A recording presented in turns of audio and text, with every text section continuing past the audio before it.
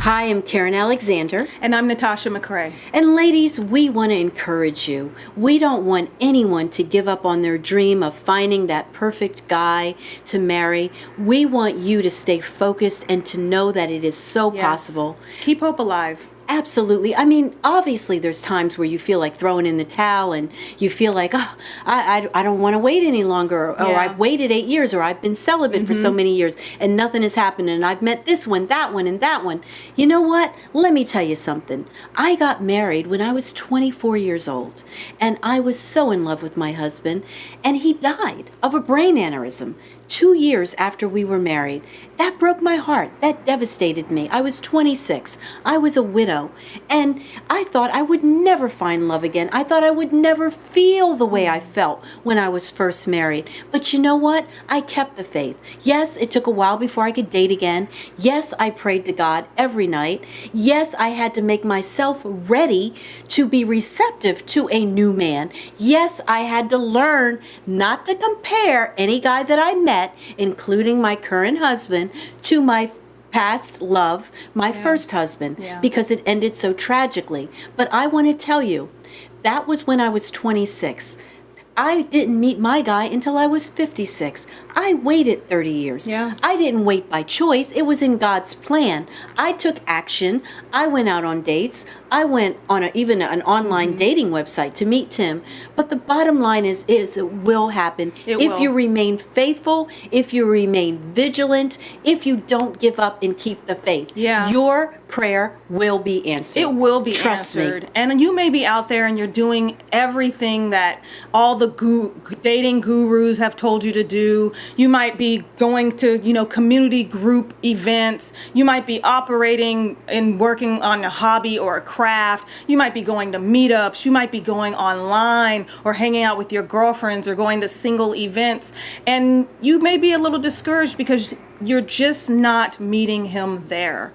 Do not give up, because what'll happen is when your fear and you want to give up sets in, your judgment will be shifted, and you might settle for someone that you normally wouldn't have settled for. And the word here is don't settle for less. Don't settle. You deserve the best. You are a queen. And I used to say to God every night, thank you, God, that I'm one day closer to meeting my king. And I think maybe that's something that you might want to try. I would open and receptive. Absolutely. And also, whatever image that you think this guy should be, get rid of that. Because I met someone and I fell in love and married that person, and he didn't have any of the criteria that I had on my wish list. So it just goes to show you, sometimes, ladies, what you think you want is not what you need, and you will receive what you need when you need it, but you have to be ready. It'll be right on time.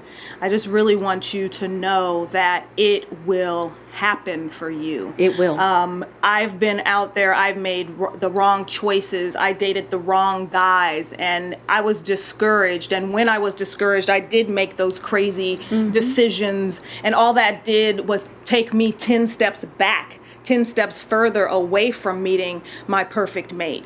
And so you want to stay on track, and you really want to take care of yourself during these times, and make sure that you're doing okay, and honor yourself and treat yourself good. Look at those past relationships as stepping stones to learning about you more, learning what you will accept, what you won't accept, learning things about yourself that you normally wouldn't have learned. Pamper yourself. Go get those manis, those pedis, those massages, those facials. Feel good, because when you do meet your king, you don't want all that drama around you, because a guy can sense it and immediately not even look at you. You want to look like, I am happy, I love my life, and I am open and receptive to that relationship. That's how you want to feel. Self-love and confidence are two of the most attractive things that a guy can see in a woman. That's true. And he will be able to recognize that before you even open your mouth. So I highly encourage you to dive into taking care of yourself and having self-love. But you said something earlier that stood out to me about praying to God. Yes. I remember one of the things that I did is I had wrote a poem which was actually actually a prayer, and I began to pray for my husband. I didn't know who I was praying for, but I just set that tone of praying for the man who I will marry. Whatever is going on in his life right now, I would just intercede and pray for him. And that was really interesting to think that my husband now, that prayer, I was praying for him specifically. Before, I had no clue who I was praying for. I just knew it was going to be the mate that God brought me. So wherever he is, you can pray for him right now. Absolutely. And just know that just while you're waiting for him, he's waiting for you. Yeah. And you're both working on yourself. So at the right time, God will put you in the path and you guys will meet and it'll be synchronicity. Yes. So keep the faith. Keep the faith. Don't Be ever encouraged. get discouraged. You know, you might have a moment, shake it off, and just get back in there and stay focused. Get back in there. Because it's going to happen. Believe will. me, I have been there, and I Yes. can proudly state I am glad that I stayed on course. Definitely. Thank you, ladies, for listening. Good luck. Good luck. Bye.